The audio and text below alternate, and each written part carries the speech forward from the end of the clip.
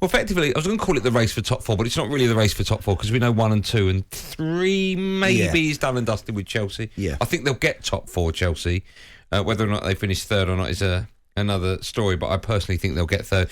But is it all about now Spurs and Arsenal? You chuck Man United in the mix, but you don't anymore talk about West Ham. Would that be fair? I only think we're looking at fourth place. I don't think Chelsea will relinquish third. Okay. I don't think Arsenal and Spurs could force their way into the top four. They got to keep pushing. Sorry, say that again. You don't think Arsenal and Spurs could get not together? Okay. I don't think the two of them. I don't think Chelsea are going to drop away to the point where those two are going to get in. Okay. I think it's a straight dogfight between Arsenal, Spurs, and Man United for that fourth spot. I think West Ham have done great, but won't have quite enough when it comes to it.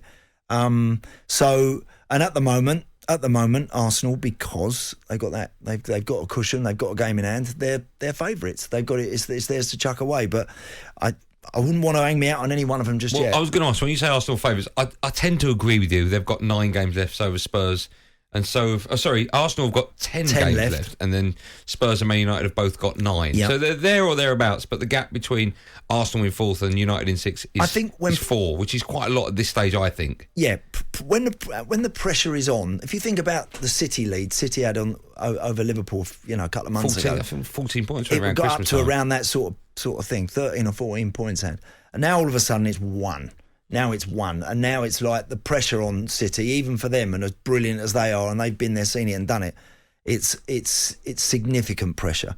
So Spurs and United, in their own way, have got to keep applying that significant pressure to Arsenal and find out whether they can hack it, whether they can handle it. I thought Spurs looked really good yesterday, although at 2-1, yeah. I thought they need that third just so Spurs fans and the players can just relax a little bit. Well, you always do, don't you? Yeah, I've seen that game so many times. 2-1, all of a sudden you concede, and then the last 5 minutes are frantic. I honestly, the amount of times as a player, particularly for some of the teams I played for, you'd be 2-0 up in a game. Is that an awful lead? People tell me it is. Well, it is for if you're playing for teams that are a bit ordinary and up and down. Okay. And I've had plenty of spells like that. If you're Wolves, it is, I suppose. So, well, it's just amazing how you can be so much in the box seat, and all of a sudden you can see 1, and then it just all starts flying out the window. And once it starts to go, it's very, very, very difficult to stop that. If you were a West Ham fan, would you be worried that you could end the season very much like other seasons end, like 8th and no trophy, 9th and no trophy? I don't think they'll end up 8th, and I don't think they'll end up there, because I do think it's a team. I do think this is a proper team. They're 2 points ahead of Wolves. Yeah. And look, they could do, but I just think they've got a little bit more about them. I don't think they're going to be in the shake-up for a top 4. But I don't believe they'll finish 8th. If they finish 7th, right? What, you think higher? And 7th and what? You saying 7th? I was going to say, if they finish 7th and nothing, is that failure? So, it's not failure for West Ham. It would be a little bit of a disappointment considering where they are now. I don't think you class it as failure, because again, I think failure, you've got to say, I think failure constitutes a lot of boxes. Are they playing rubbish football? No, they're not. Are they entertaining their fans? Yes, they are. Is everyone at last at West Ham seemingly going in one direction together? Yes, they sort of are. I think they're punching above their weight as well now. Yeah. They're doing so well in Europe.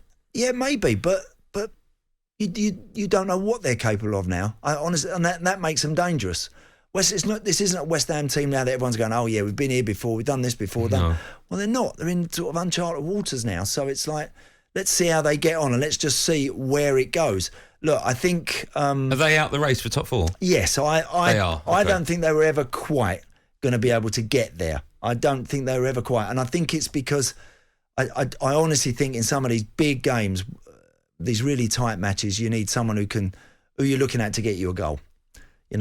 I like Mikel Antonio. I think has done brilliant and gives so much more than just his goals. But I do think that those teams that have got people that can regularly look like they can nick you a goal at a big moment, I think they often have to make the difference. Okay, so just quickly to sum up, we all think in Man City, Liverpool and Chelsea, 1, 2, 3. Not in that order, but Chelsea third. Yeah. So there's one place available. Yeah, who are your favourites right now for that one place? Well, favourites right now are Arsenal. Okay. It's theirs to lose.